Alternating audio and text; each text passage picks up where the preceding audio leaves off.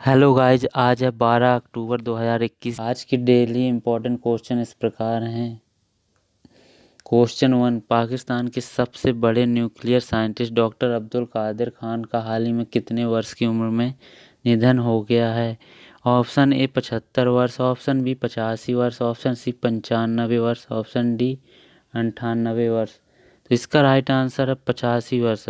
हाल ही में 85 वर्ष की उम्र में पाकिस्तान के सबसे बड़े nuclear scientist doctor Abdul Qadir Khan का निधन हो गया है। इम्पोर्टेंट फैक्ट की बात करें, भारत के मध्य प्रदेश के भोपाल में जन्मे पाकिस्तान के सबसे बड़े न्यूक्लियर साइंटिस्ट अब्दुल कादिर खान का हाल ही में 85 वर्ष की उम्र में निधन हो गया है। उन्होंने मुस्लिम देशों का पहला एटॉमिक बम बनाया था। इसलिए उन्हें इस्लामिक न्यूक्लियर बम का जनक भी कहा जाता है। ये हैं डॉक्टर अब्दुल कादिर, जिन्हें इस्लामिक कंट्री का न्यूक्लियर बम का जनक भी कहा जाता है।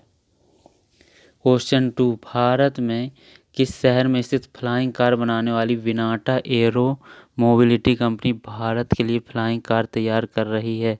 Option A Delhi, option B Mumbai, option C Kolkata, option D Chennai. तो इसका राइट आंसर है चेन्नई। तो चेन्नई शहर में फ्लाइंग कार बनाने वाली company Vinata arrow Mobility flying car तैयार कर रही है। इम्पॉर्टेंट फैक्ट की बात करें तो भारत में चेन्नई में स्थित फ्लाइंग कार बनाने वाली company Vinata arrow mobility company Bharat के लिए फ्लाइंग कार तैयार कर रही है। कंपनी के मुताबिक यह बिना किसी रनवे के घर की छत से भी उड़ान भरने में सक्षम है। कंपनी ने पहली बार कार का model civil aviation minister Jyotiraditya Scindia को दिखाया था। यह है हवा में उड़ने वाली कार, जिसे फ्लाइंग कार कहते हैं। क्वेश्चन 3, ज्योतिरादित्य सिंधिया ने हाल ही में उड़ान योजना के तहत किस राज्य में ग्रीनफील्ड सिंधुदुर्ग हवाई अड्डे का उद्घाटन किया है? Option A Kerala, option B Punjab, option C Paschim Bengal, option D Maharashtra. तो इसका राइट आंसर है महाराष्ट्र। तो केंद्रीय नागरिक उड्डयन मंत्री श्री ज्योतिरादित्य सिंधिया ने हाल ही में उड़ान योजना के तहत महाराष्ट्र में ग्रीनफील्ड सिंधुदुर्ग हवाई अड्डे का उद्घाटन किया है। इस योजना के तहत सिंधुदुर्ग को मुंबई से जोड़ने वाली पहली उड़ान को हरी झंडी दिखाई दी गई।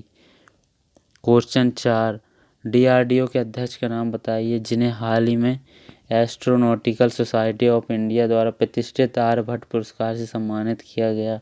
Option A doctor Ajay Reddy, option B doctor Ajay Bhatt, option C doctor G Satish Reddy, option D doctor Sandeep Mehta. Right answer है डॉक्टर जी सतीश रेड्डी। महत्वपूर्ण जानकारी की बात करें, DRDO defence research development organisation रक्षा अनुसंधान एवं विकास संगठन के अध्यक्ष डॉक्टर जी सतीश रेड्डी को भारत में एस्ट्रोनॉटिक्स को बढ़ावा देने में उनके उत्कृष्ट आजीवन योगदान के लिए UR राव सैटेलाइट केंद्र बेंगलोर में समारोह के दौरान एस्ट्रोनॉटिकल सोसाइटी ऑफ इंडिया द्वारा प्रतिष्ठित आर्यभट्ट पुरस्कार से सम्मानित किया गया है। ये हैं जी सतीश रेड्डी। क्वेश्चन 5, 11 अक्टूबर को विश्व भर में कौन सा दिवस मनाया गया?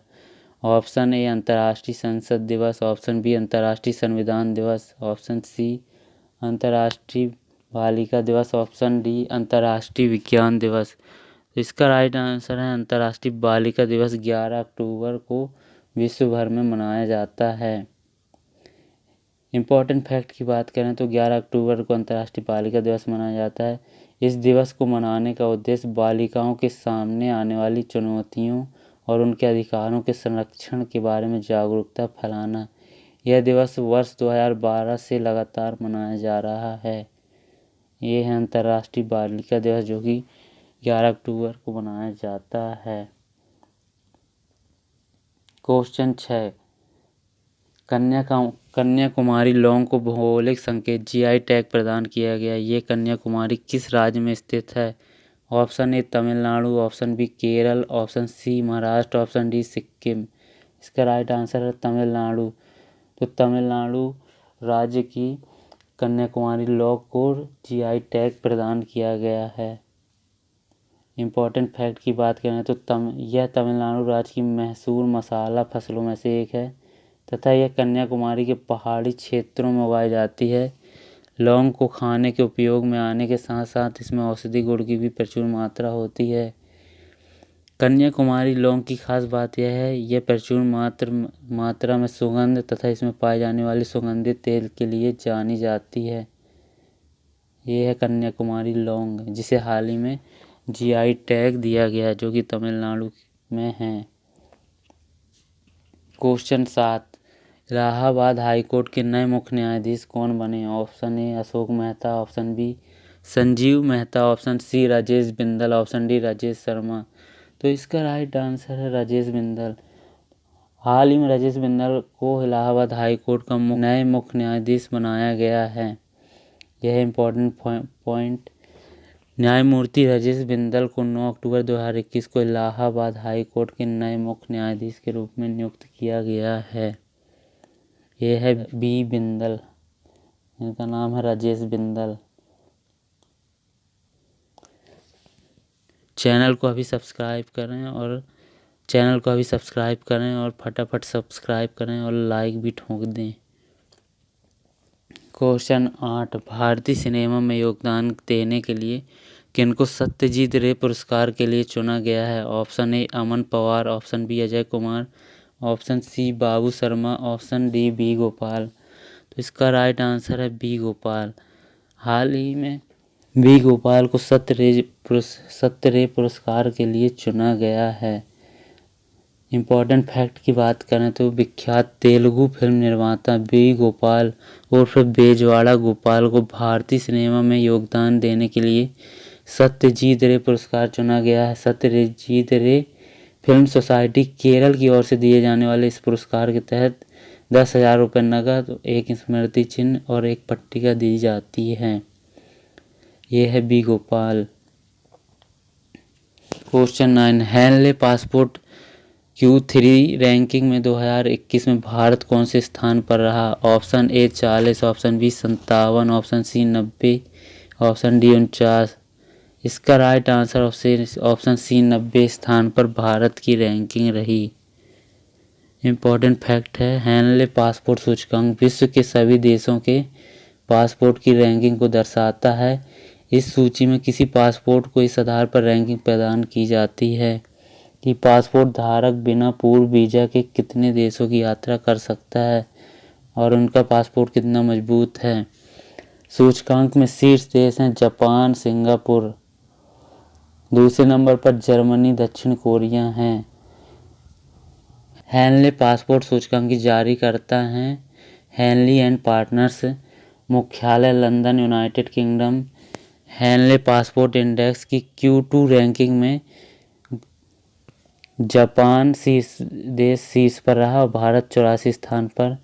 हेनले पासपोर्ट सूचकांक Q1 रैंकिंग 2021 की रैंकिंग में भारत 50वें स्थान पर और शीर्ष देश जापान रहा।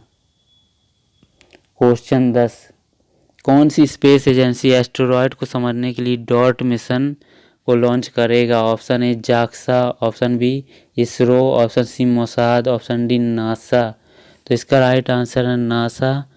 नासा ने हाल ही में डॉट मिशन को लॉन्च किया है।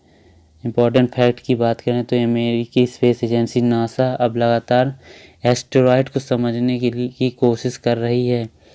एक स्पेसक्राफ्ट जो एक एस्टेरॉयड के साथ तेज़ी से टकराएगा और उसे प्रभावित करेगा, अपनी लॉन्चिंग के लिए तैयार है। ये किसी दुर्घटना नहीं बल्कि नासा के एक अगले मिशन की कहानी है।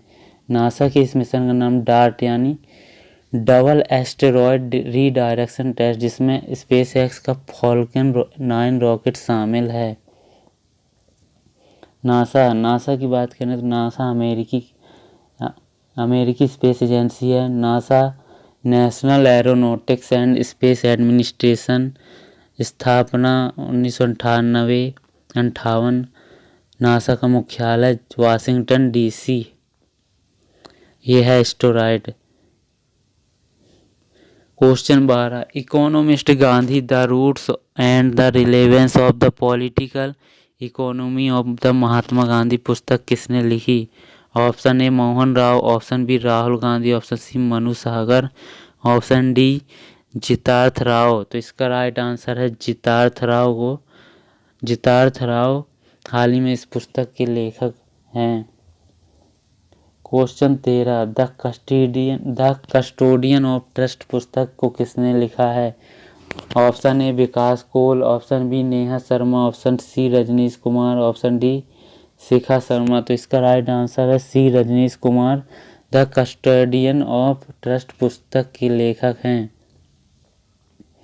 ये हैं रजनीश कुमार, जो कि द कस्टोडियन ऑफ ट्रस्ट पुस्तक के लेखक हैं। प्रश्न 14, अक्टूबर 2021 में किसने 120 भाषाओं में गाना गाकर गिनीज रिकॉर्ड अपने नाम किया है? Option A Shalini Mukherjee, option B Sucheta Satish, option C Manishi Singh, option D Kavita Yadav. इसका राइट आंसर है सुचेता सतीश। हाल ही में 120 भाषाओं में गाना गाकर गिनीज रिकॉर्ड अपने नाम किया है, यह है सुचेता। क्वेश्चन 15, हाल ही में 2036 में आयोजित होने वाले ओलंपिक खेलों की मेजबानी कौन सा देश करेगा? Option A Japan, option B Bharat, option C Australia, option D England. तो इसका राइट आंसर है भारत को 2036 की ओलंपिक खेलों की मेजबानी मिली है, जबकि 2032 की ऑस्ट्रेलिया को मिली है। 2032 की ऑस्ट्रेलिया को, 2036 ओलंपिक खेलों की मेजबानी भारत करेगा।